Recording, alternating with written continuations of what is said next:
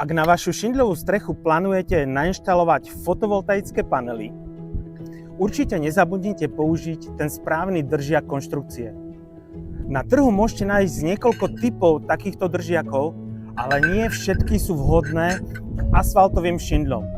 Napríklad takýto držiak je už veľmi ťažko namontovať do existujúcej šindľovej strechy kvôli tomu, že skrutky musia byť prekryté asfaltovým šindľom a navyše držiak je dosť hrubý a šindel by nám odstával. Konkrétne na tejto streche je takýto držiak namontovaný cez pohľadovú vrchnú časť šindľa, čo je nesprávne.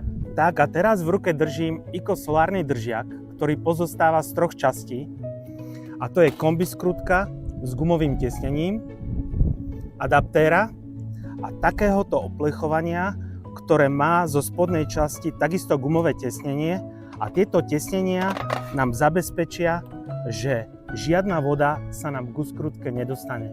Tento držiak namontujete rýchlo do hociktorej šindľovej strechy, a to tak, že oplechovanie jednoducho zasuniete pod šindel a kombiskrutku s adaptérom ukotvíte do krokvy nosnej konštrukcie strechy. Chcem vás upozorniť, že len samotná kombiskrutka nestačí, lebo by vám padla celková záruka na vašu šindľovú strechu.